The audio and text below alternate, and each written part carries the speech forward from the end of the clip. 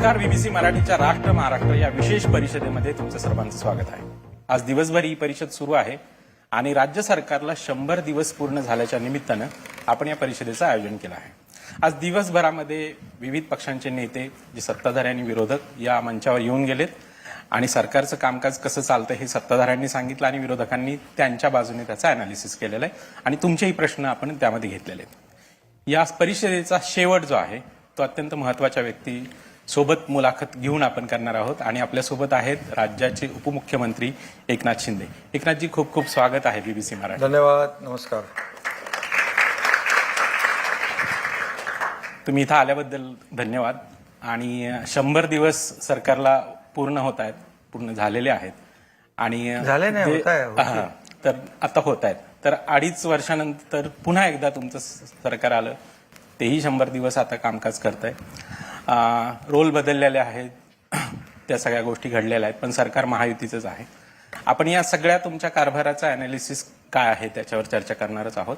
पण आज सुरुवातीला जी दिवसभरात चर्चेला असलेली एक गोष्ट आहे त्यावर माझा पहिला प्रश्न असेल, तो म्हणजे कुणाल कामरा या कॉमेडियननी एक व्हिडिओ केला. शेवट करा ना, पहिलं चांगलं बोला.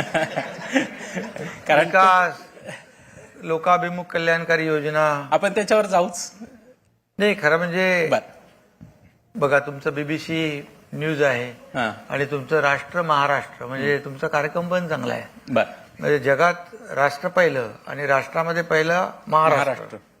त्यामुळे ही राष्ट्रात आणि महाराष्ट्रात सध्या चर्चा सुरू असल्यामुळे आता प्रश्न मी तर आणि मला लोकांनी सांगितलं बीबीसी म्हणजे विकासाला महत्व देते, डेव्हलपमेंटला महत्व देते, सगळं देते. आता तुम्ही कुठे एकदम शेवटाकडे कुठे घुसताय? नाही, आम्ही विकास आणि या गोष्टींना महत्व देत असतानाच अभिव्यक्ती स्वातंत्र्य आणि या सगळ्या गोष्टींनाही तेवढंच महत्व देतो. पण जर आपण म्हणत असाल तर आपण हा प्रश्न पुढे घेऊ, हरकत नाही. आपण नाही, मला काय प्रॉब्लेम नाही. तो हा जर का तुम्ही देऊ शकत असाल त्याचं उत्तर तर ठीक आहे. तर कुणाल कामरा यांनी एक व्हिडिओ केलेला होता आणि त्या व्हिडिओच्या नंतर तुमच्या पक्षाच्या कार्यकर्त्यांनी जाऊन जिथं त्यांचं शूटिंग झालं होतं त्या स्टुडिओची पूर्णपणे तोडफोड केलेली आहे. यावर तुम्ही अद्याप काही प्रतिक्रिया दिलेली नाही दिवसभरामध्ये. तुमची प्रतिक्रिया काय? खरं म्हणजे आरोपावर मी प्रतिक्रिया देतच नाही. 2.5 वर्ष सातत्याने, आता 3 वर्ष होतील,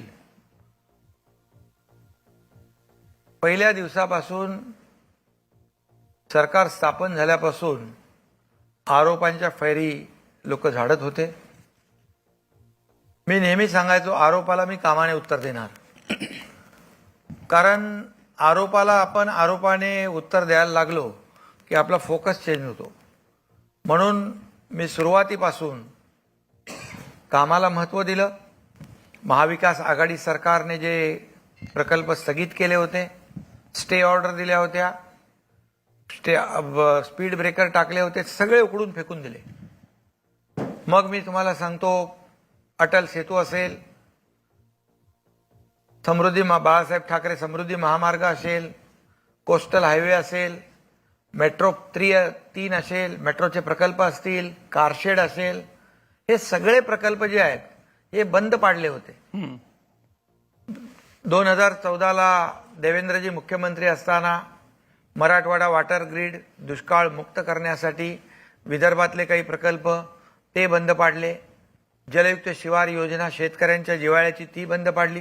ह्या सगळ्या योजना आम्ही सुरू केल्या आणि आम्ही विकासाला महत्व दिलं, प्रकल्पांना महत्व दिलं आणि त्याचबरोबर लोकाभिमुख कल्याणकारी योजना त्यांना आम्ही महत्व दिलं. मग ह्या दोन्हीची सांगड आम्ही घातली, विकास आणि कल्याणकारी योजना. शेवटी आम्ही सर्वसामान्य जनतेचं सरकार म्हणून सांगत होतो, सर्वसामान्य माणसाचं सरकार आहे. मग सर्वसामान्य माणसाच्या आयुष्यामध्ये तुमच्या सरकारच्या माध्यमातून काय बदल होणार,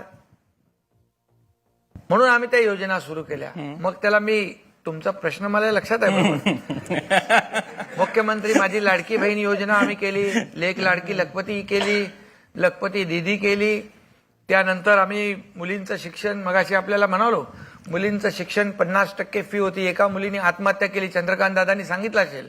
मग आम्ही 50% फी देखील परवडत नव्हती उच्च शिक्षणाला, 100% केली. आणि शेतकऱ्यांसाठी आम्ही काम केलं, त्याच्यावर येईन मी शेतकरी. बिलकुल आपण येऊ, तुम्ही आणि त्या सगळ्या गोष्टी हे जे आहे एकीकडे म्हणजे एवढे निर्णय आम्ही घेतले, मला वाटतं एवढे GR निघाले, फक्त GR निघाले नाही तर त्याची अंमलबजावणी आम्ही केली. कन्व्हर्जन महत्वाचं असतं, एक्झिक्युशन महत्वाचं असतं, ते आम्ही केलं. आणि त्यामुळे आरोपाकडे मी पाहिलंच नाही, कोण काय बोलतंय तिकडे बघितलंच नाही. आरोपाला मी कामातून उत्तर दिलं आणि त्याचा फायदा काय झाला? झालेल्या विधानसभेच्या निवडणुकीमध्ये आरोप करणाऱ्यांना लोकांनी घरी बसवलं, काम करणाऱ्या लोकांना सत्ता पुन्हा दिली. महायुती सरकारला मॅन्डेट म्हणजे ऐतिहासिक मॅन्डेट दिला. आतापर्यंत कधी 235 कधी आमदार आले नव्हते निवडून. मी विधानसभेच्या पहिल्या अधिवेशनात जेव्हा मी मुख्यमंत्री झालो त्यावेळेस पहिल्याच भाषणात मी म्हणालो होतो, मी आणि देवेंद्रजी, माझ्या बाजूला देवेंद्रजी बसले होते, मी आणि देवेंद्रजी मिळून 200+ जागा आम्ही आणणार, नाहीतर मी हा एकनाथ शिंदे गावी शेती करायला निघून जाईल. आणि समोरचे लोक म्हणत होते आरोप करणारे, एकही यांचा आमदार आम्ही निवडून येऊ देणार नाही. आम्ही 80 जागा लढवल्या, 60 जागा जिंकल्या. समोरच्यानी 100 जागा लढवल्या, आरोपाचा किस पाडून 20 जागा जिंकल्या. म्हणजे आरोपाला कामातून उत्तर आम्ही दिलं. याचं फलित काय झालं? या महाराष्ट्रातल्या जनतेने आम्हाला पुन्हा एकदा निवडून दिलं. आणि जे आमच्यावर आरोप करायचे, आम्ही हे केलं, पक्ष चोरला, धनुष्यबाण चोरला, गद्दारी केली, मग खरा गद्दार आणि खुद्दार कोण? महाराष्ट्रातल्या जनतेने जर आम्हाला क्लीन मॅन्डेट दिलं, 80 पैकी 60 जागा आम्ही जिंकल्या, तर लोकांच्या न्यायालयामध्ये जाऊ म्हणाले, त्यांना 20 जागा मिळाल्या. आणि म्हणून जो तुम्ही प्रश्न विचारला त्याचं उत्तर हे आहे की तुम्ही अभिव्यक्ती स्वातंत्र्य ठीक आहे, परंतु त्याचा तुम्ही गैरअर्थ काढून, गैरफायदा घेऊन तुम्ही, ठीक आहे विडंबन समजू शकतो आम्ही, विडंबन तर किती कवी करायचे, पण हा खरं म्हणजे हा एक प्रकारचा व्यभिचार, एक प्रकारचा स्वैराचार आणि एक प्रकारचा सुपारी घेऊन बोलण्याचं काम. याच माणसाने माझ्यावर तर सोडा, मी तर दुर्लक्ष केलं. मी कोणावर रिॲक्शन पण देत नाही, कधी प्रतिक्रिया पण देत नाही. कार्यकर्ते असतात, त्यांच्या भावना असतात. पण याच माणसाने सुप्रीम कोर्टचे चीफ जस्टिस यांच्याबद्दल काय म्हटलंय बघा. याच माणसाने आदरणीय देशाचे प्रधानमंत्री मोदी साहेबांच्या बद्दल काय म्हटलंय बघा. अर्थमंत्री लाडकी बहीण म्हणतो आपण निर्मला सीतारामजी यांच्याबद्दल काय म्हटलंय बघा. तुमचे पत्रकार अर्णब गोस्वामीचा भांडला तो विमानामध्ये, त्याला 2-3 एअरलाइन्स मध्ये आतमध्ये घुसून देत नाही, बॅन केलंय. उद्योगपतींच्या बद्दल काय बोललाय बघा. हे काय अभिव्यक्ती स्वातंत्र्य नाही आहे, हे कुणाची तरी सुपारी घेऊन आरोप केलेले आहेत. आणि त्यामुळे मी त्याच्यावर काय रिॲक्ट झालोच नाही, मी प्रतिक्रियाच दिली नाही. तुम्ही आता पहिला मला विचारताय, मी मीडियाला मी बोललोच नाही, मी बोलणारच नाही, कारण मी काम करणारा माणूस आहे. तुमच्या पक्षाच्या कार्यकर्त्यांनी केलेली तोडफोड योग्य आहे असं तुम्हाला वाटतं का? हे बघा, तोडफोडीचं समर्थन मी कधीच करत नाही, परंतु समोरच्याने देखील आरोप करताना कुठल्या लेवलला आरोप केले पाहिजे हे तर पाहिलं पाहिजे. ऍक्शनला रिॲक्शन असते. कार्यकर्ते मी संवेदनशील आहे, मला सहन करण्याची खूप ताकद आहे. आता माझ्या एवढी ताकद तुमची आहे का सहन करण्याची, का यांची आहे का? नाही, त्यामुळे त्या बाबतीत तुमची इमेज तशीच आहे. त्यामुळे मी कधी कोणावरही रिॲक्ट होत नाही. आणि याचं फळ मी शांत राहणं, आपलं काम करणं, आपला फोकस कामावर केंद्रित करणं आणि लोकांना न्याय देणं, हे केल्यामुळे हे आपण दैदिप्यमान असं यश पाहतोय. त्यामुळे याच्यापेक्षा मला जास्त काय बोलायचं बिलकुल नाही. अगदी सविस्तर तुम्ही प्रतिक्रिया दिलेली आहे. आपण आता 100 दिवसांच्या ह्या सगळ्या जो कारभार आहे त्याच्याकडे वळूयात. जून 2022ला तुमच्या नेतृत्वाखाली जे सरकार आलं होतं त्याचे 100 दिवस आणि या सरकारचे 100 दिवस, पहिले जे 100 दिवस, यामध्ये काय फरक जाणवतो? काय काय महत्वाची कामं या 100 दिवसात आमच्या झाली? 100 दिवस आणि हे 100 दिवस एकच आहे. सरकार एकच आहे. टीम तीच आहे. गाडी तीच आहे. मुख्यमंत्री वेगळे आहेत. मुख्यमंत्री आम्ही तेव्हाही मुख्यमंत्री म्हणून आम्ही कधी वागलो नाही. आम्ही टीम म्हणून काम केलं. आता आम्ही 3 शिफ्ट मध्ये काम करतो. हे देवेंद्रजींनी स्वतः सांगितलेलं आहे. त्यामुळे तेव्हाही मी तेच करत होतो. तेव्हाचे 100 दिवस आणि आताच्या 100 दिवसात तेव्हा काय आम्ही तुम्हाला मी सांगतो ना, आम्ही या राज्यामध्ये समृद्धी महामार्ग, सांगाल?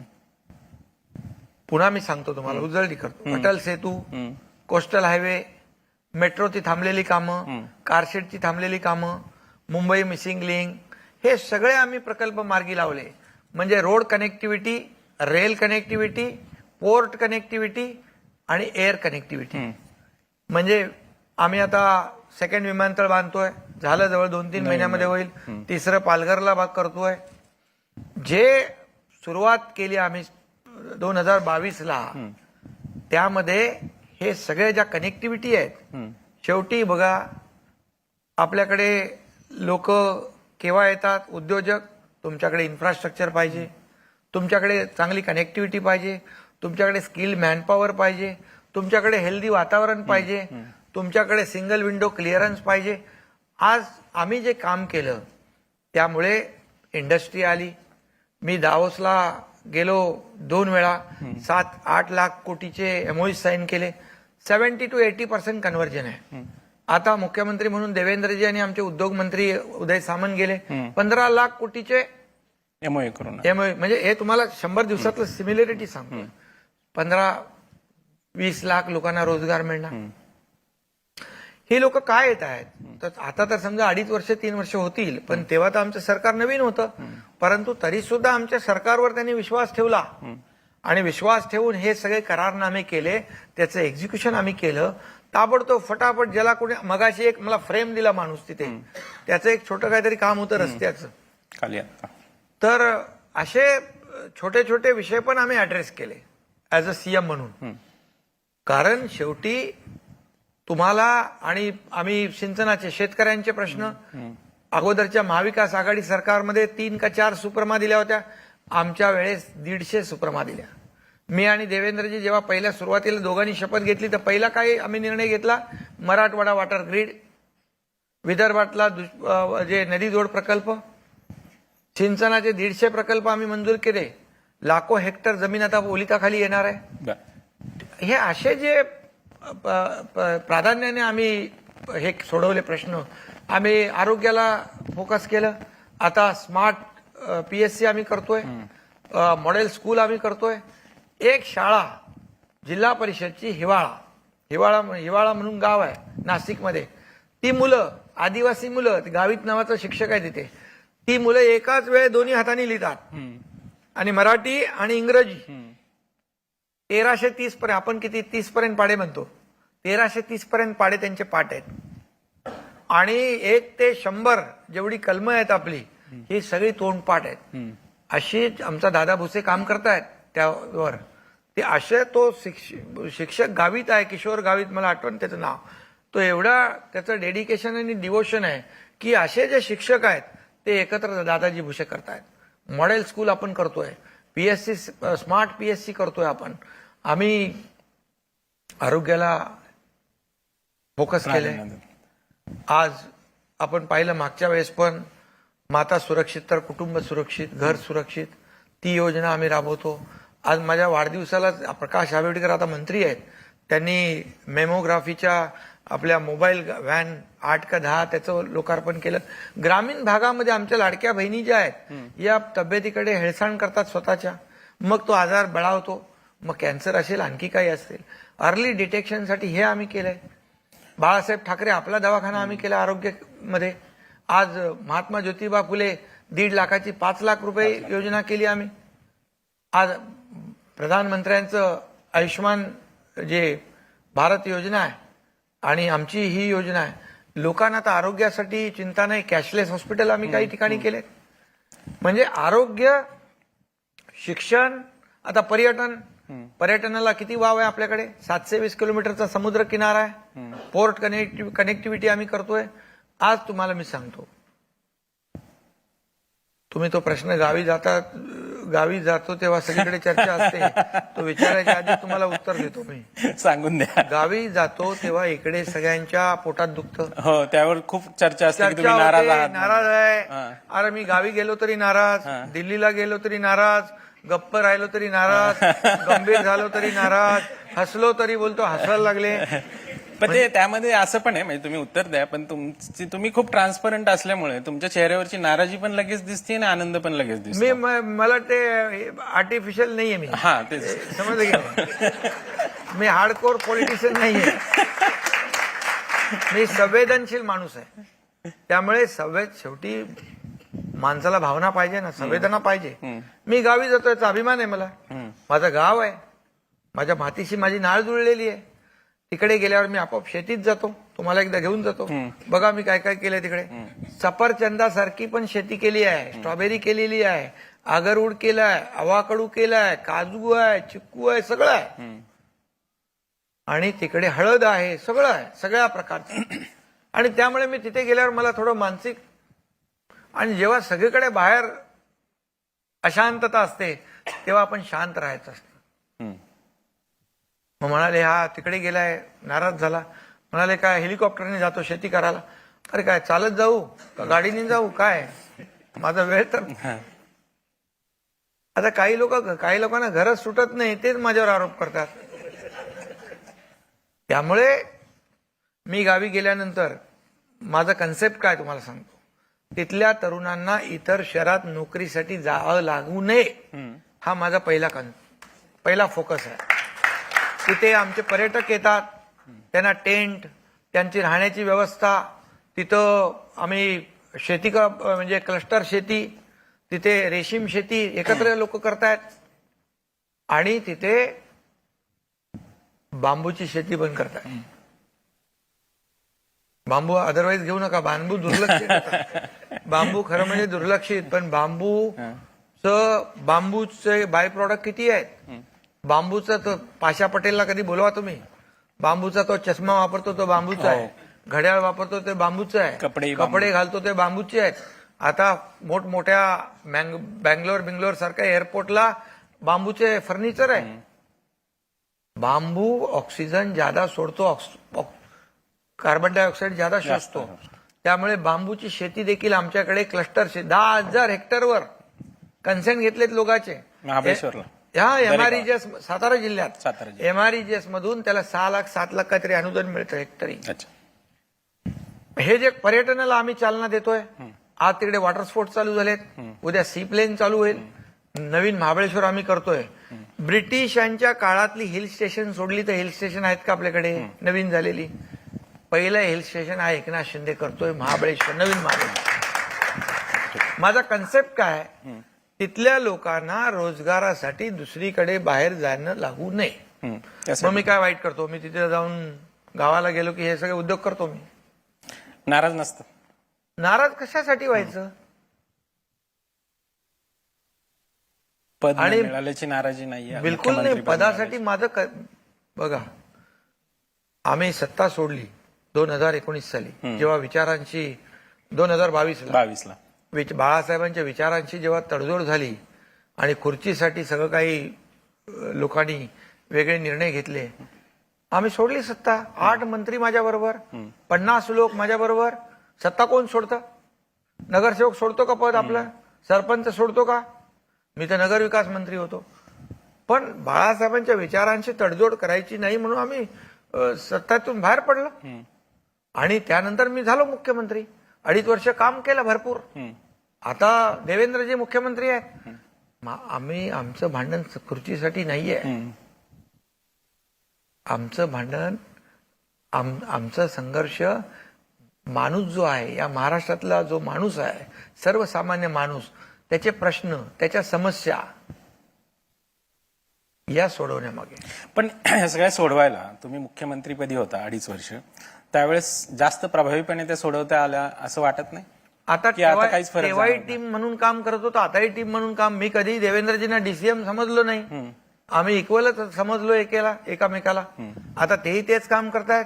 आमचं काय, दोघांचं काय, किंवा अजितदादा आहेत, यामध्ये बिलकुल बघा, जेव्हा खुर्चीचा मोह, सत्तेचा मोह ज्याला सुटतो त्याला हे सगळं सुख दुःख असतं. आम्हाला काय, आम्हाला काम करायचंय. आणि लाडक्या बहिणींचा लाडका भाऊ ही सगळ्यात मोठी ओळख मला महाराष्ट्रात मिळाली. ही सगळ्या पदापेक्षा मोठी आहे. पुन्हा मुख्यमंत्री व्हायला आवडेल का तुम्हाला?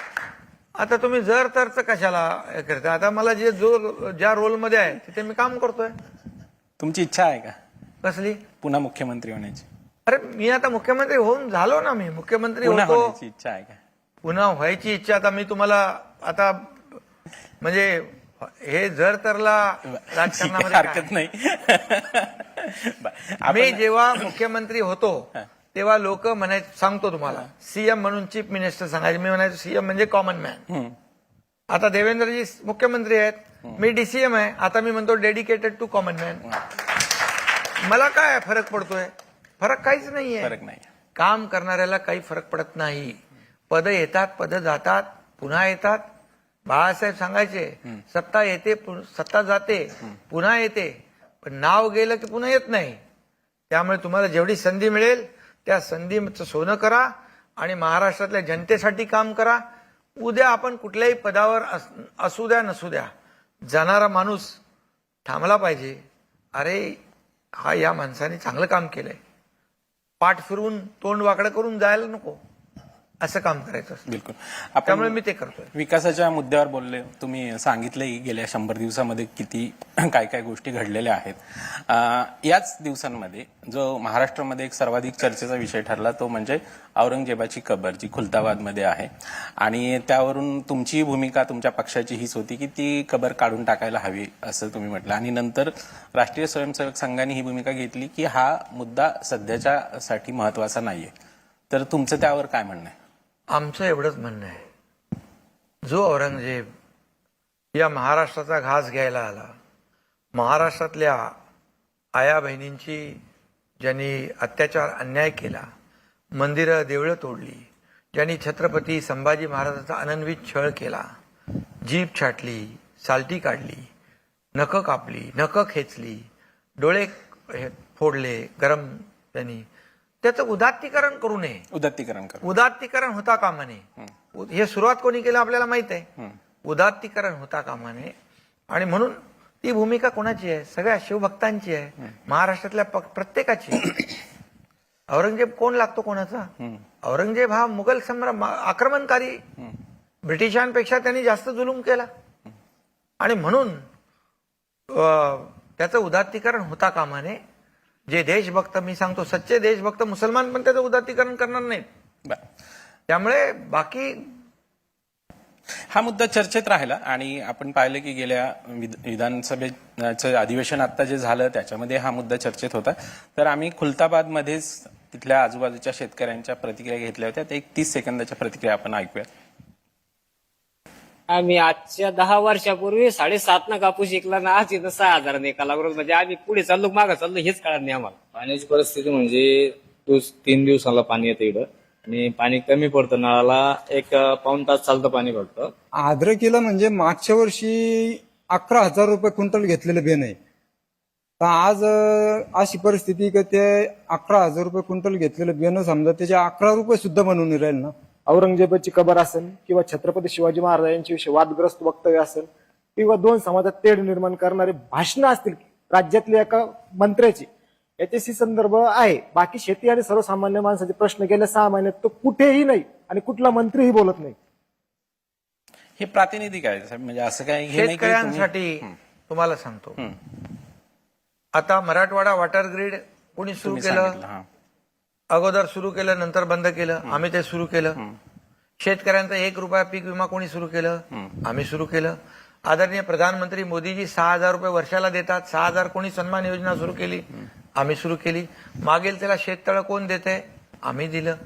आणि त्याचबरोबर आज शेतकऱ्यांचा सातत्याने सततचा पडणारा पाऊस, एनडीआरएफचे नॉर्म्स बदलून शेतकऱ्यांना मदत कोणी दिली? 45,000 कोटी रुपये 2.5 वर्षामध्ये योजनांसकट, नुकसान भरपाई सकट देणारं आमचं सरकार आहे. जर इतकं तुमच्या दृष्टीने महत्व आहे आणि तर हे मग कापूस आणि याला तर भाव मिळालाच पाहिजे. आता कांद्याचंही देखील केंद्र सरकारने निर्णय घेतला 20% एक्सपोर्ट ड्युटी जी आहे ती बंद केली. आज आम्ही त्याच्यावर बसलो होतो. कांदा जो जेव्हा दर खाली जातात तेव्हा ते एक कांदा महाबँक आम्ही करतोय 10 लाख मेट्रिक टनची इरॅडिशन सेंटर करतोय. तर हे शेतकऱ्यांसाठी आमचं चालू आहे. सोयाबीनसाठी देखील आम्ही मध्ये त्यांना जे फरक होता तो हे केला. शेतकरी हा आमचा केंद्रबिंदू आहे. मग हे मुद्दे अधिवेशनात का दिसले नाहीत? मग औरंगजेबाचाच मुद्दा जास्त चर्चेत, मग त्याच्यावरून सभागृह तहकूब असं का झालं? आता झालं, विरोधकांना जर तुम्हाला सभागृहात चर्चाच करायची नाही, पायऱ्यांवरच बोंबाबोंब करायची आहे, आम्ही तर सांगतो या ना अधिवेशनामध्ये शेतकऱ्यांचे विषय घ्या, कामगारांचे विषय घ्या, माता भगिनींचे विषय घ्या, आरोग्याचे घ्या, चर्चा करायला आम्ही उत्तर द्यायला तयार आहे. त्यांना फक्त तिकडे पायऱ्यांवरच आनंद असतो. पण सत्ताधारी पण आंदोलन करत होते त्याच सत्ताधारी आंदोलन झालं. बघा, जिथं देशभक्ती आणि राष्ट्रभक्ती, औरंगजेबचं उदात्तीकरण करू नये. जेव्हा एकदा छत्रपती शिवाजी महाराजांची आणि तुलना औरंगजेबाशी ज्या अबू आझमीनी केली तेव्हाही मी रोखलेलं त्याला. आताही त्यांनी ते केलं. तर त्यावर चर्चा झाली, संपला विषय. आमचं विरोधकांना आव्हान आहे की तुम्ही विरोधी पक्ष, तुम्ही जरी संख्या कमी असली तरी आम्ही तुम्हाला अंडर एस्टिमेट नाही करत. सत्ताधारी आणि विरोधी पक्ष हे दोन्ही पाहिजे. जिथे चांगलं आहे तिथे चांगलंही बोला ना. रोज आमच्यावर टीका, रोज आमच्यावर टीका. अरे जे चांगलं केलं ते चांगलं म्हणा. तुम्ही या ना सोबत विकासाच्या या गाडीमध्ये. आपण याच मुद्द्यावरती आणखी पुढे एक प्रश्न मला राज्यातल्या धार्मिक ध्रुवीकरणाच्या अंगाने विचारायचा आहे. तुमच्या आजच तुम्हाला सांगतो, एक मीटिंग होती रस्त्यांची. आता मुंबईतले रस्ते 10-15 वर्ष का कॉन्क्रीटचे केले नाही? कोण होतं सत्तेमध्ये? आम्ही मुख्यमंत्री, मी झाल्यानंतर देवेंद्रजींनी आम्ही मिळून याला आयुक्त चहल यांना म्हणालो की मुंबईतले रस्ते दर पावसाळ्यामध्ये खड्ड्यांचा प्रवास होतो, लोक मरतात. त्याच्यामध्ये काही लोकांनी गाणी तयार केली, काय केलं, सगळं केलं झालं. हे कॉन्क्रीटचे आपण का करू शकत नाही? आम्ही 2 फेजमध्ये कॉन्क्रीटचे रस्ते 701 किलोमीटरचे रस्ते घेतले. बरोबर. पहिला फेज जवळपास 325चा आहे, 321, दुसरा 400चा, 701 किलोमीटर पहिल्यांदा. का एवढे वर्ष नाही घेतले? 3,500 कोटी रुपये 10 वर्षात 12 वर्षात तुम्ही दुरुस्तीमध्ये का टाकले? आता आम्ही कॉन्क्रीटचे रस्ते करायला गेलो की म्हणतात याची आर्थिक काय ईओडब्ल्यू कडून चौकशी करा, हे करा. का? तुमचं सगळं बंद झालं म्हणून. 25 वर्ष खड्डे नाही पडणार त्याला. 2 वर्षात बघा मुंबई खड्डे मुक्त होईल आणि मुंबईमध्ये एकही खड्डा तुम्हाला दिसणार नाही. का पोटदुखी तुम्हाला? म्हणजे तुम्हाला दरवर्षी त्याच्यातून म्हणजे सोन्याची, मुंबई म्हणजे काय सोन्याची अंडी देणारी कोंबडी समजून तुम्ही खात होता? मग तुम्ही ठीक आहे, कॉन्क्रीटच्या रस्त्याची जरूर त्याची चौकशी झाली पाहिजे. तिथे चुकीचं असेल त्या अधिकाऱ्याला सजा झाली पाहिजे. 10-12 वर्षाचा जो तुम्ही किती पैसे खर्च केले या डांबराच्या रस्त्यामध्ये, आणि का तुम्ही कॉन्क्रीटचे रस्ते केले नाहीत, कुणासाठी केले नाहीत, कशासाठी केले नाहीत, याचंही उत्तर दिलं पाहिजे. याची चौकशी झाली पाहिजे. या निमित्ताने जी कॉस्ट एस्केलेशन झालेलं आहे, म्हणजे जो खर्च आहे तो जास्त दाखवलेला गेलेला आहे, आणि त्याच संदर्भात म्हणजे अगदी हा तर मुंबईतला कॉन्क्रिटायझेशनचा मुद्दा आहेच, याशिवाय ठाण्याच्या तुमच्या कोस्टल वेचा पण मुद्दा आहे. आणि तिथं तर स्वतः भारतीय जनता पक्षाचे आमदारच म्हणतायत की त्याची चौकशी व्हायला हवी, कारण त्याचा खर्च खूप जास्त फुगवलेला आहे. तर यावर काय सांग? महापालिकेने हे अगोदरचं एस्टिमेशन ढोबळ केलेलं, पण याचा खुलासा MMRDने दिलाय. MMRDने याचं क्लॅरिफिकेशन दिलंय.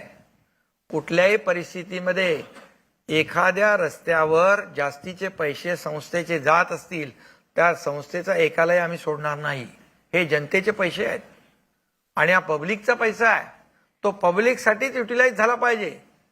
बिलकुल कुठल्याही परिस्थितीमध्ये संस्थेचं नुकसान होऊ दिलं जाणार नाही. ही भूमिका आमच्या सरकारची. मी ध्रुवीकरणावरती प्रश्न विचारत होतो. तुम्ही पाहिलं असेल की गेल्या काही दिवसात महाराष्ट्रात अनेक ठिकाणी काही तणावाच्या घटना घडलेल्या आहेत. तुमच्याच सरकारमधले मंत्री हे थेट धार्मिक ध्रुवीकरणाची भाषा करतात.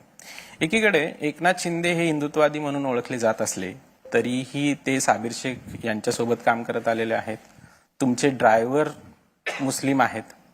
तुम्ही दुवा नावाच्या एका मुलीचं जी कोल्हापूरमध्ये जिला तुम्ही मदत केली, तिला तुम्ही ब्रँड अँबॅसेडर बनवलेलं होतं. जेव्हा अशा पद्धतीने मुस्लिमांविषयी जिथे एक सांगितलं जातं की मुस्लिम दुकानदारांवर बहिष्कार टाका, त्यांना अलाउड करू नका, ह्या सगळ्या गोष्टींकडे तुम्ही कशा पद्धतीने पाहता? बघा, आम्ही बाळासाहेबांचे विचार घेऊन पुढे चाललोय, हिंदुत्वाचे विचार घेऊन पुढे चाललोय. याचा अर्थ दुसऱ्या धर्माचा द्वेष करा असं कधीच नाही म्हटलंय.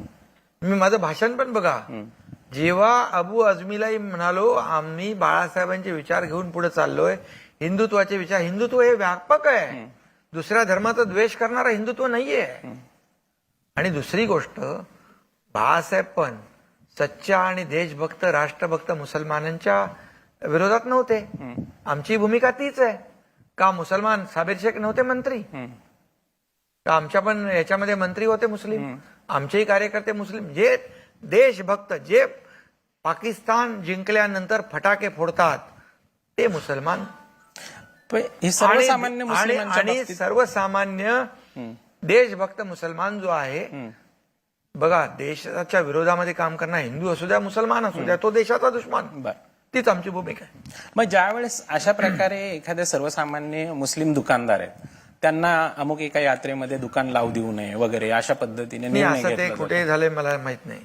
पाथर्डीमध्ये. परंतु तुम्हाला सांगतो, आमची भूमिका स्पष्ट आहे. आम्ही डेव्हलपमेंटला महत्व देतो, विकासाला महत्व देतो. आता मला सांगा, मोदीजींनी ज्या योजना सुरू केल्या, ड्रोन दीदी, लखपती दीदी, मोफत रेशन, याच्यामध्ये मुसलमान फायदा घेत नाहीत? मुस्लिम फायदा घेत नाहीत? लाडक्या बहीण योजनामध्ये माझ्या मुस्लिम बहिणी फायदा घेत नाहीत? मुस्लिम युवा फायदा घेत नाहीत? शेतकऱ्यांना आम्ही 6,000 रुपये देतो, त्यामध्ये मुस्लिम घेत नाहीत? काय, कुठं आम्ही फरक केलाय? मग हे जे देशभक्त आहेत, जे राष्ट्रभक्त आहेत, जे देशाला मानतात, त्यांच्याबद्दल कधीही चुकीचं वक्तव्य कधी बाळासाहेबांनी केलं, ती भूमिका आमची आहे. काय ठीक. योजनांच्या बद्दल तुम्ही बोलले आणि अनेक योजना ह्या तुमच्या ब्रेन चाइल्ड होत्या. अनेक म्हणजे लाडकी बहीण तर आहेच, याशिवाय आनंदाचा शिधा असेल, ज्येष्ठ नागरिकांसाठीचं तीर्थक्षेत्र दर्शन असेल, या योजनांच्या निधीमध्ये इवन शिवथाळीची योजना असेल, या सगळ्या योजनांच्या निधीमध्ये मात्र कपात होताना दिसतीये. तर खरं काय वास्तव आहे? बघा, वास्तव अजितदादांनी त्यांच्या बजेटच्या भाषणामध्ये सांगितलेलं आहे की यामध्ये लाडकी बहीण योजना बंद होणार तर नाहीच, पात्र बहिणी वंचित राहणार नाहीत. दुसरी गोष्ट पुढे जाऊन सांगतो, 2100 रुपये आम्ही जे बोललोय, अजितदादांनी सांगितलं जेव्हा आर्थिक परिस्थिती आमची चांगली होईल त्यावेळेस आम्ही तेही देऊ. कारण आमच्याकडे 10 लाख कोटीचे आता कामं चालू आहेत. पुढच्या 4-5 वर्षामध्ये 40 लाख कोटीचे इन्व्हेस्टमेंट होईल. त्याच्यामध्ये जिथं इन्फ्रास्ट्रक्चर ज्या राज्याचं पुढं आहे त्या राज्याची प्रगती आहे.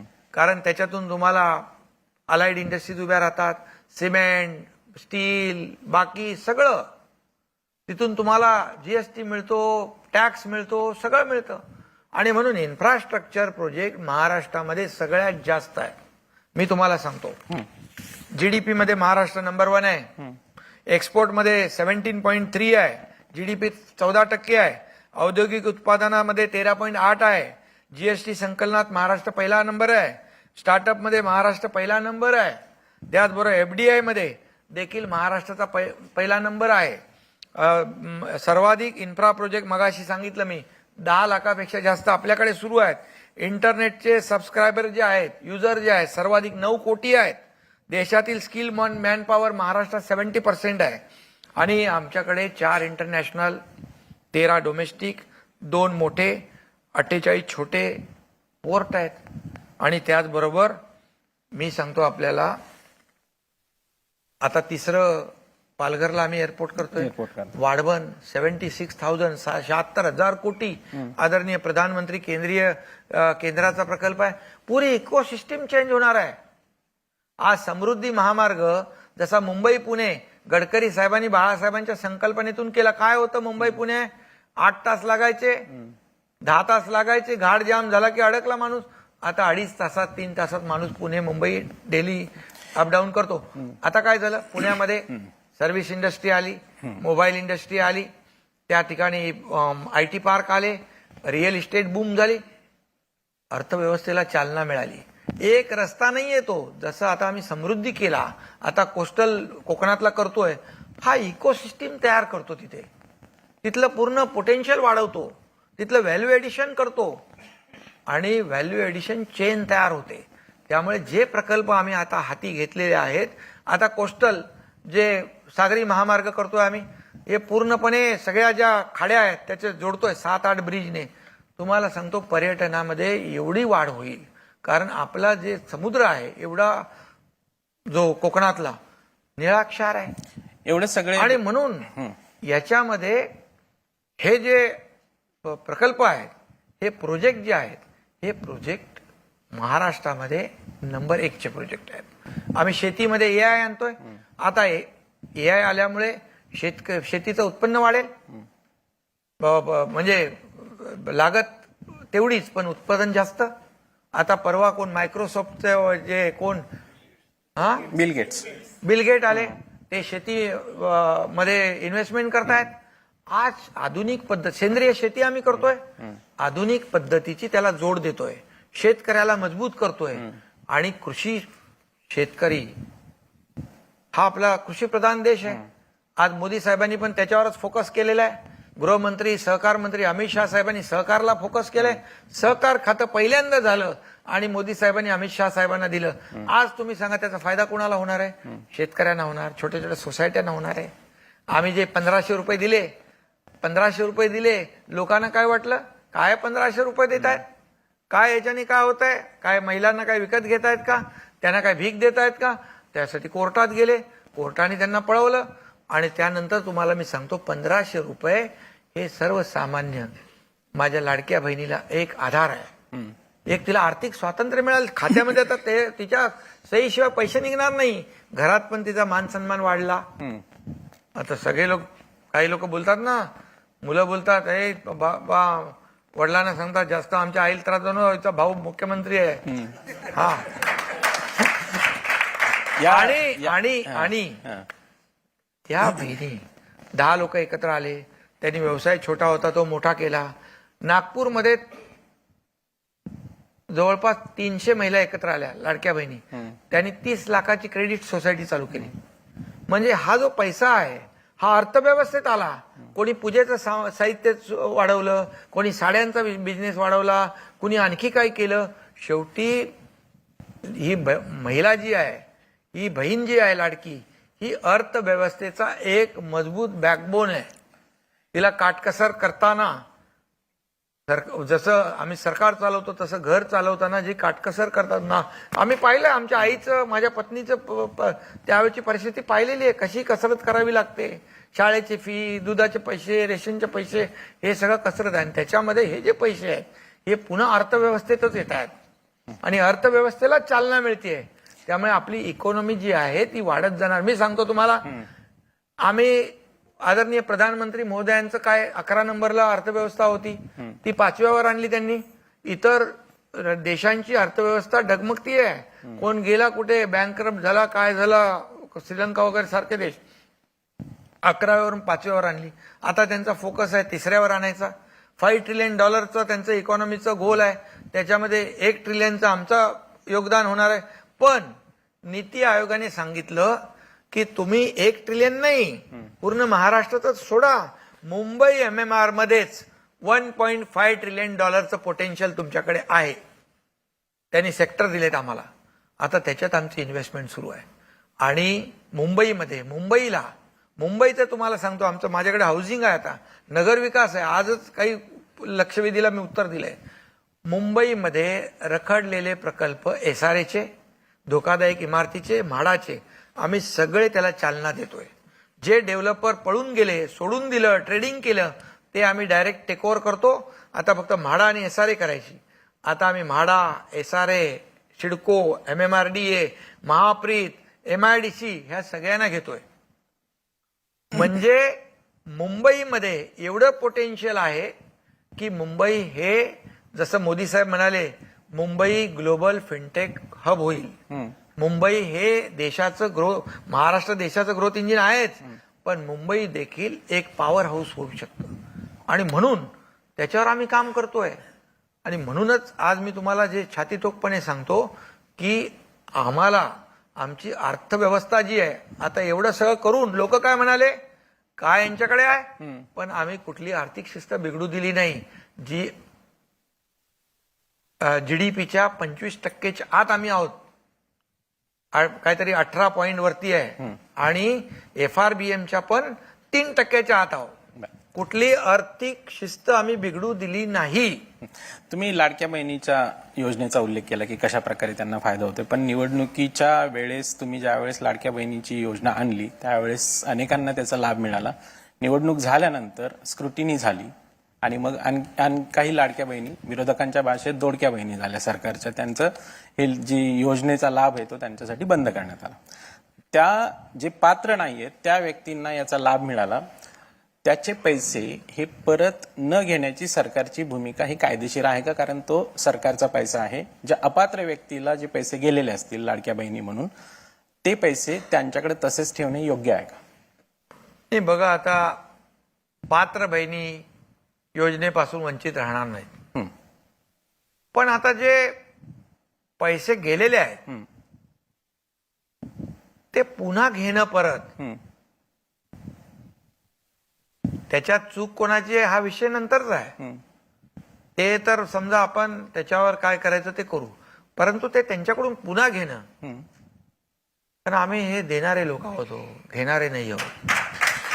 पण जर ते कायद्यातच बसत नाही कद्रूपणा ठरेल. ते सरकार या जनतेचेच पैसे आहेत, म्हणजे सरकारचे पैसे, मग जेव्हा जनतेचेच आम्ही पैसे जर अपात्र व्यक्तीला गेले असतील नाही, त्याचा बघा, आता त्या गेले आहेत, आता त्यांच्याकडे पुन्हा पैसे ते वसूल करायचे, त्याचा मार्ग काय शोधायचा बघू आम्ही. परंतु त्यांच्याकडून पुन्हा वसुली करणं की हे म्हणजे निवडणुकीच्या अगोदर दुर्लक्ष केलं गेलं निकषांकडे? नाही, तसं बघा, दुर्लक्ष, आमची भावना साफ होती, स्वच्छ होती, पण विरोधकांना वाटत होतं की आम्ही देणार नाही, पण आम्ही देणारे आहोत.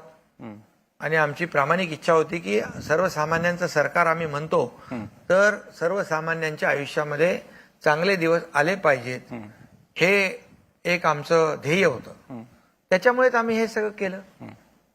आणि विरोधका तोंड कशी पडले, त्यांनी विरोध केला आणि त्यांनी नंतर म्हणाले 1,500 रुपये तुम्ही देणार कुठून सांगा बरं. मग त्यांनी वचननाम्यात सांगितलं, आश्वासन दिलं, 3,000 आम्ही देतो.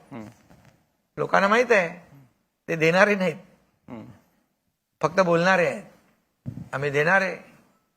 आणि त्यामुळे लोकांनी आम्हाला. राज्यात गेल्या काही दिवसात घडलेली एक महत्वाची घटना म्हणजे नागपूरमध्ये झालेली दंगल. तुम्ही त्याच्यावरती विधानसभेमध्ये बोललेले आहात. या दंगलीच्या अनुषंगाने देवेंद्र फडणवीस हे गृहमंत्री आहेत, त्यांच्याही खात्याच्या फेल्युअरबद्दलही चर्चा होते. आम्ही याच संदर्भात प्रश्न आदित्य ठाकरे यांना याच मंचावरती विचारला होता. त्यांचं म्हणणं असं आहे की मुख्यमंत्र्यांना टार्गेट करण्याचा प्रयत्न हा तुमच्या पक्षाकडून होतोय. काय आहे नेमकं? आता बघा, मुख्यमंत्र्यांना भेटणं, त्याच्यावर पण बातम्या आल्या. मुख्यमंत्र्यांना कोणी भेटू शकतो, पण हेतू पुरस्पर म्हणजे काहीतरी दाखवणं की आम्ही तुमच्याशी चांगले आहोत. आणि आमचे शत्रू कोण आहेत? मी तर काय आमचा शत्रूच आहे त्यांचा. त्यांना दिवसा उठता बसता रात्री स्वप्नात पण एकनाथ शिंदे दिसतो, दुसरं कोण दिसत नाही. पण मला त्याचा काय फरक पडत नाही. तुम्ही प्रधानमंत्री महोदयांना, गृहमंत्री महोदयांना, केंद्रीय त्यांच्यावर आरोप करता. देवेंद्रजींना पण माहित आहे की हेच लोक त्यांना जेलमध्ये टाकणार होते. आता त्याच्यापासून वाचायचं असेल यांना, आता हेच लोक त्यांना काय काय म्हणाले, देवेंद्रजींना काय काय टीका केली, फडतूस आहेत, असं आहे तसं आहे. मग देवेंद्रजींचं काडतूस निघेल म्हणून भेटतात का ते? हा मग का? हे सगळं माहित आहे. हे कसं आहे, ह्याच्यामध्ये कोण कुठे जातो, कोण कशाला जातो, कोण कशा. आम्ही बघा, आम्ही जे करतो खुलेआम करतो, ओटात एक ठेवत नाही आम्ही. अरे तुम्ही पाठीमागून ज्या काय गोष्टी करत होता याचा साक्षीदार मी आहे ना. देवेंद्रजींच्या बद्दल तुमच्या काय भावना, तुम्ही काय काय कारस्थाने केली ते आम्हाला माहित आहेत. आणि आमच्यामध्ये ते कोणालाही भेटले तरी सुद्धा देवेंद्रजी आणि आमच्यामध्ये कधीही असं कुणीही किती प्रयत्न केला तरी सुद्धा, कारण आमची युती जी वैचारिक युती आहे, कुणी कितीही प्रयत्न केले तरी सुद्धा आमची जी दोस्ती तुटणारच नाही. कारण आमची खुर्चीसाठी लढाई नाहीये, स्वार्थासाठी लढाई नाहीये. त्यामुळे आम्ही तिघजण जे काम करतोय, आज महायुती मजबूत आहे. किती तुम्ही प्रयत्न केला, किती काही दाखवलं. मी बोललो ना विधानसभा परिषदेमध्ये, बाळासाहेब कार्यकर्त्यांच्या मागे उभे राहायचे. तुम लढो हम कपडा संभालते असं नाही म्हणायचे, तुम लढो हम बुके देके आते. हे असं कशाला विधान डबल? परिषदेत तुम्ही बोलताना उद्धव ठाकरे मोदींना भेटले, नरेंद्र मोदींना, आणि त्या संदर्भात तुम्ही जास्त काही सांगितलं नाही. तर काय नेमकं सविस्तर आहे ते काय प्रसंग आहेत? बघा, मला जेव्हा मी कुणाच्या आडव्यात जात नाही, मी कुणाला छेडत नाही, पण मला कोणी छेडलं तर मी सोडत नाही. मी कोणाच्या अध्यात मध्यात नसतो. मी कधीही पातळी सोडून टीका करत नाही. मला तुम्ही सांगताय नोटीस बिटीची, अरे कोणाला नोटीस दिली, कोण कुठं गेलं, कोणाला भेटलं, काय काय गयावया केले, सगळं मला माहित आहे ना. मी होतो ना तिकडे. त्यामुळे कशाला आपलं झाकली मूठ 1.25 लाखाची ठेवा. काय नेमकं काय घडलेलं सविस्तर? त्यावेळे मला मी बोलल्यानंतर म्हणाले मोदींच्या डस्टबिन मध्ये एकनाथ शिंदे होते. मिस्टर बिन म्हणाले डस्टबिन मध्ये होते. आता डस्टबिन मधलं तर कोणाला दिसलं नाही, पण बाहेर आलेले तर दिसलं. तिथं आता माणसं आहे, तिथे घाम पुसत आले, 3 ग्लास पाणी पिले आणि म्हणाले चहा मागवा, चहा मागवा.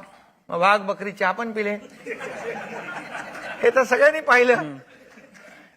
अरे त्याच्या आतमधलं कोणी बघितलंय, पण इथं बाहेर आल्यावर तर सगळं बघितलं ना. आता कशाला जाऊ द्या, आणखी नंतर पण होईल ना कार्यक्रम. हरकत नाही. भाजप आणि शिवसेना यांची युती आगामी महापालिका निवडणुका ज्यावेळेस राज्यात होतील किंवा स्थानिक स्वराज्य संस्था, त्यावेळेस असणार आहे का? महायुती म्हणून आमची विचारधारा एक आहे. ही बाळासाहेबांनी युती घडवलेली आहे. त्यावेळेस प्रमोद महाजन वगैरे सगळे, अडवाणी साहेब वगैरे सगळे, ही युती जी आहे हे विचारधारेवर झालेली आहे. आणि विचारधारा आमच्या दोन्ही पक्षांची एक आहे. त्यामुळे महायुतीनेच आम्ही पुढे जाऊ. आणि 2029ला भाजपने एकला चलोरेचा नारा दिलेला आहे सोबळावर सत्ता आणण्याचा, त्यावर तुमचं काय म्हणणं आहे? बघा, त्यांनी आता कोणाबद्दल म्हटलं माहित नाही, पण ते आम्हाला युती म्हणूनच समजतात. आम्ही एकाच विचाराचे पक्ष आहोत, हे सिद्धही झालेलं आहे. आमची विचारधारा एक आहे, सगळ्या गोष्टी एक आहेत. त्यामुळे भविष्यात देखील आम्ही युती म्हणूनच काम करू. शेवटी आमची युती ही स्वार्थासाठी झालेली नाही, खुर्चीसाठी झालेली नाही. आमची युती विचारधारेशी झालेली आहे. आणि त्यामुळे मी स्वतः एवढंच सांगेन की जे पाप इतर लोकांनी केलं, विचारधारांशी आणि विचारांशी प्रतारणा करण्याचं, ते आम्ही नाही करणार. एक ह्या सरकारच्या कोऑर्डिनेशन बद्दल नेहमी प्रश्न उपस्थित होतात की कुठे ना कुठे कोल्ड वॉर सुरू असतं तुमच्यामध्ये आणि भाजपमध्ये, म्हणजे तुमचा पक्ष आणि भारतीय जनता पक्षाच्या याच्यामध्ये, आणि मग त्यामध्ये काही निर्णय फिरवणं असतील किंवा काही वेळेला तुमच्या मंत्र्यांनाही पत्र काढावं लागलं की सचिवांनी काढलेला हा निर्णय जो आहे तो मागे घेणं असेल, किंवा तुमचं ब्रेन चाइल्ड असलेली जी योजना होती की मुख्यमंत्री सहायता निधी, ज्याच्यामधून तुम्ही आरोग्यासाठी खूप मंगेश चिवटे यांनी त्याच्यासाठी काम केलेलं, ती योजनेचं नंतर त्यावरून पण डिफरन्सेसची चर्चा आली की आता त्यांनी त्याचं स्वरूप बदललं, तिथली सगळी व्यवस्था बदलली, मग तुम्ही नंतर पर्याय हे केलं. तर या सगळ्या याच्यामध्ये कुठं ना कुठं डिफरन्सेस आहेत का, की अगदी सगळं चांगलंच आहे असं तुम्हाला म्हणायचं? बघा, स्थगिती सरकार हे अगोदरचं होतं. आमचं प्रगती सरकार आहे, प्रगतीचं आहे, समृद्धीचं आहे. आणि हे जे बाहेर चर्चा होते ना, आता काही गोष्टी तर देवेंद्रजींना माहीतच नाहीत.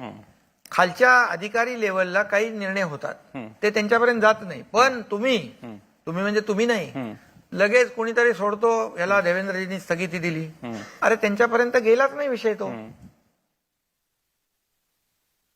त्यामुळे आमच्यामध्ये कुठलंही आणि काही असेल तर आम्ही दोघं एकमेकाशी बोलतो. आणि जे माझ्याकडे जे विभाग आहेत त्याच्यामध्ये मी काम करतो मुख्यमंत्री म्हणून. त्यांना कधी आम्ही आढावा बैठका घेतो, तेही घेतात, मीही घेतो. आणि वॉर झालंय, कोल्ड वॉर चालू आहे. एवढ्या उन्हाळ्यामध्ये कुठं कोल्ड वॉर होणार? अहो काहीच नाहीये, कुठलंच वॉर नाहीये. आमचं विकासाचं हे आहे. आणि मुख्यमंत्री सहायता निधी आणि जो दुसरा वैद्यकीय कक्ष जो उपमुख्यमंत्री देवेंद्रजी असताना त्यांनी सुरू केलाय, मी नवीन नाही केलाय. एकाच वेळेस समजा अजितदादांकडे कोणी गेला, त्यांच्याकडून लोकांना मदत झाली, माझ्याकडून मदत झाली. मंगेश चिवटे आमचं ते काम बघतो. मुख्यमंत्री सहायता निधी, आता आमच्याकडे जे मुख्यमंत्री सहायता निधीचे अर्ज येतात, आम्ही त्याच्यावर शिफारस करून मुख्यमंत्र्यांच्याकडे पाठवतो ना, तिकडे त्यांनाही तात्काळ पैसे मिळतात. त्यामुळे हे सगळं जे आहे, बाहेर चर्चा जी आहे, असं काही नाहीये. असं कुठे आता एवढं आमचं अंडरस्टँडिंग आहे. ठीक आहे. एक प्रश्न आहे तो शक्तीपीठ महामार्गाच्या विषयी. तो महामार्ग ज्यावेळेस त्याची चर्चा होती लोकसभा निवडणुकीमध्ये, तुमच्या विरोधात काही गोष्टी गेल्या, निकाल लोकसभेचे जे लागले, त्यानंतर कुठेतरी त्याला एक स्टेप बॅक करून तुम्ही ते थांबवलं होतं. आणि जेव्हा विधानसभा निवडणुकीचे निकाल आले त्याच्यानंतर पुन्हा जोमाने ते काम सुरू केलं. तिथल्या शेतकरी असतील, तिथले नाही, लोकसभा निवडणुकीमध्ये महाविकास आघाडीला मिळालेलं यश, त्याच्यानंतर तुम्ही म्हणालात की विधानसभेत तुम्ही यश मिळवलं. लोकसभेची निवडणूक झाली ती वेगळ्या सगळ्या वातावरणामध्ये झाली. त्याच्यामध्ये संविधान बदलणार, फेक नरेटिव्ह पसरवलं, आरक्षण जाणार. आता आरक्षण घालवायचं आमच्या हातात आहे, केंद्राचा तो कायदा आहे. आणि हे सगळं केल्यानंतर हे सगळे एकत्र येऊन मोदीजींच्या विरोधामध्ये एकत्र आले देशभरामध्ये. पण मोदीजींच्या विरोधात येऊन सुद्धा काय करू शकले का? मोदीजी पुन्हा तिसऱ्यांदा प्रधानमंत्री झाले. आणि विधानसभेच्या निवडणुकीमध्ये त्यांनी सगळ्यांनी मंत्रिमंडळाचं वाटप करून घेतलं होतं. कोण मुख्यमंत्री, कोण उपमुख्यमंत्री, कोणीला कुठलं खातं, सगळे 5 स्टार हॉटेल बुक सगळं केलं होतं. आणि काय भाषा झाली, जेलमध्ये टाकू, बर्फाच्या लादीवर झोपू, चापकाने फोडू, एवढे डोक्यामध्ये की लोकसभेचं जे वारं गेलं होतं ते विधानसभेच्या सगळे बुकिंग त्यांचे हॉटेल भेटेलच्या आमच्या लाडक्या बहिणींनी साप रद्द करून टाकले. नाही, एक मिनिट. आम्ही काय केलं? तुमचा मुद्दा तो शक्तीपीठचा माझ्या लक्षात आहे. शक्तीपीठ आहे, शक्तीने आलो ना आम्ही पुन्हा तिथं विधानसभेत. शक्तीपीठ जे आहे, समृद्धी महामार्ग, याला विरोध कोणी केला? आमच्याच लोकांनी त्या काळात केला. आणि जेव्हा आम्ही तेव्हाही सांगितलं लोकांच्या कन्सेंट बगैर आम्ही कुठलाही प्रकल्प रेटून नेणार नाही. लोक आले, लोकांनी पैसे घेतले, समृद्धी महामार्ग झाला. 15 तासाचं अंतर 7 तासावर आलं, 8 तासावर आलं. झपकन लोक जात आहेत नागपूरला, नागपूरहून मुंबईला येत आहेत. आज पूर्णपणे तिथले पूर्ण इकोसिस्टीम चेंज होते. तिथे नोड आम्ही 18 करतोय, तिथे मेगा टेक्सटाईल पार्क होतोय, तिथे काय काय होतंय, पर्यटन होतंय, सगळं होतंय. आता शक्तीपीठ पण जिथे लोकांना विरोध आहे तिथे आम्ही त्यांना त्यांच्या कन्सेंट शिवाय पुढे जाणार नाही. कन्सेंट घेतल्याशिवाय आम्ही कुठलाही प्रकल्प दाबून नेत नाही. कशाला, कुणासाठी आम्ही करतोय? लोकांसाठी करतोय. आणि आमचं तर असं म्हणणं आहे की कनेक्टिव्हिटी सगळ्यात महत्वाची आहे. राज्यातल्या कुठल्याही कोपऱ्यातून कुठल्याही कोपऱ्यात जायचं असेल तर 7 ते 8 तासाच्या वर लागतं कामा नये. आम्ही ऍक्सेस कंट्रोल ग्रीड बनवतोय. मग वसई विरार मल्टीमोडल कॉरिडॉर असेल, मुंबई सिंधुदुर्ग असेल, नागपूर शक्तीपीठ असेल, नांदेड जालना असेल, नागपूर गडचिरोली असेल, गोंदिया असेल, भंडारा असेल, हे सगळे रस्ते जे आहेत, कनेक्टिव्हिटी सगळ्यात महत्वाची. रस्ते सगळ्यात, अमेरिकेची ओळख कशावर आहे? श्रीमंती कशावर? अमेरिकेची श्रीमंती आणि ओळख चांगले रस्ते. चांगले तुमच्याकडे रस्ते पाहिजे, कनेक्टिव्हिटी पाहिजे तर उद्योजक येतात. मी जेव्हा नागपूर मुंबई सुरुवात करायला गेलो तेव्हा देवेंद्रजी मुख्यमंत्री होते, मी MSRDCचा मंत्री होतो. 6,000-6,500 कोटी रुपये कर्ज होतं MSRDCवर, खड्ड्यात गेलेले. मी जेव्हा टोकात गेलो तिकडे तर काळं कुत्र पण नव्हतं. आता बघितलं तर मल्टीनॅशनल कंपन्या, लॉजिस्टिक पार्क, सगळे युनिट आले. शेवटी कनेक्टिव्हिटी महत्वाची आहे आणि म्हणून तेव्हाही लोकांनी विरोध केला, पण लोकांना जेव्हा कळलं अरे हा आपल्या फायद्याचा आहे, तसं शक्तीपीठचं पण आता काही लोक म्हणतात आम्हाला पाहिजे आमच्याकडून घ्या. त्यामुळे कन्सेंट घेऊनच आम्ही त्या ठिकाणी कुठलाही प्रकल्प आम्ही. ठीक. शेवटचा प्रश्न आहे की हे सगळं तुम्ही सांगताय की राज्यामध्ये उद्योग आणतायत तुम्ही, उद्योग आणखी मोठ्या प्रमाणात आणण्याचे प्रयत्न, इन्फ्रास्ट्रक्चर प्रोजेक्ट जोमाने सुरू आहेत. हे सगळं करत असताना राज्यातील जो सौहार्दाचं वातावरण आहे त्याला कुठेतरी छेद दिला जात असेल, धार्मिक ध्रुवीकरण होत असेल, दंगल कुठं होत असेल, ह्या सगळ्या गोष्टींसाठी मारक नाही आहेत का? की उद्योग जे येणार आहेत त्यांना एक शांत, जे महाराष्ट्राची जी परंपरा राहिलेली या पद्धतीचंच राज्य हवं असतं. कोणी ध्रुवीकरण केलं लोकसभेच्या आधी? काय झालं पूर्वी? आता तुम्ही सांगताय, तुम्ही म्हणजे आता महाविकास आघाडीमध्ये आता तुम्ही 1-2 इन्सिडेंट असे सांगताय, परंतु त्या काळामध्ये तुमच्या पत्रकारांना पण सोडलं नाही. कोण विरोधात बोलला लगेच त्याला ठोकला, त्याला लगेच जेलमध्ये टाकला. हनुमान चालीसे बोलणारा 14 दिवस जेलमध्ये. ते राहुल का कोण कुलकर्णी तो गेला जेलमध्ये. 40 दिवस कोण टाकलं होतं आतमध्ये? केतकी चितळे. कंगना राणावतचं घर तोडून टाकलं. नारायण राणेनं तर जेवणावरून उठून जेलमध्ये टाकलं. मुकेश अंबानीच्या घरी जिलेटिन खाली ठेवलं. उद्योजक कसे राहतील? आम्ही हे वातावरण पूर्ण बदललं म्हणून तर 15 लाख कोटीचे आता देवेंद्रजी गेले तेव्हा झालं. आणि मी तर नवीन होतो तेव्हा 2 वेळा दावोसमध्ये गेलो तेव्हा 7-7.5 लाख कोटीचे एमओयू साईन. मग उद्योजक तेव्हा पण आम्हाला काय बदनाम केलं? उद्योग पळाले. कुठला वेदांता, फॉक्सकॉन, तेव्हा तर 2च महिने झाले होते आमच्या सरकारला. 2 महिन्यात कोणी इकडे तर तिकडे जातो? त्याला वर्ष लागतं, 6 महिने तयारीला लागतात. त्यामुळे वातावरण जे आहे हे दूषित करण्याचं काम विरोधक जाणीवपूर्वक करतात. पण आम्हाला कुठल्याही परिस्थितीत राज्यामध्ये शांतता पाहिजे आणि सर्व हे पुरोगामी राज्य आहे. महाराष्ट्र सर्वांना सोबत घेऊन जाणार आहे, विकासामध्ये नंबर 1 राज्य आहे. आणि म्हणून आम्हाला इथलं वातावरण कुठे दूषित करायचं नाही. आणि म्हणून तात्काळ जे नागपूरमध्ये जे काही दंगल झाली ते देवेंद्रजी स्वतः त्याच्यात, मी स्वतः लक्ष घालत होतो. आणि अशा प्रकारे काही कुठून कनेक्शन, कुठे काय, म्हणजे तुम्हाला कोण कुठून त्याच्यामध्ये पण लोक कोण आहेत तेही कळेल. त्यामुळे आम्ही कायदा आणि सुव्यवस्था अबाधित राहिली पाहिजे, शांतता प्रस्थापित झाली पाहिजे. राज्यामध्ये शांतता असली तरच व्यापारी येतील, उद्योजक येतील, हे आम्हाला माहित आहे. आणि त्यामुळे आम्ही उद्योग स्नेही, हे इंडस्ट्री फ्रेंडली स्टेट आहे. त्यामुळे लोक येत आहेत आणि त्यांची काळजी आम्ही घेणार. कायदा सुव्यवस्थेचं राज्य आम्ही प्रस्थापित करणार पूर्णपणे. आणि त्यासाठी जे जे काही करावं लागेल. आता काही लोक उद्योजकांना त्रास देतात, आम्ही त्यांचा बऱ्याच तक्रारी आहेत त्या संदर्भात. आम्ही ते सांगितलंय की उद्योजकाला कोणी जो त्रास देईल तो सरळ त्याच्यावर कारवाई होईल. मुख्यमंत्र्यांनी देखील सांगितलेलं आहे. ठीक आहे. एकनाथजी, खूप खूप धन्यवाद बीबीसी मराठीशी बोलल्याबद्दल. अत्यंत सविस्तरपणे तुम्ही सगळ्या गोष्टी धन्यवाद. धन्यवाद.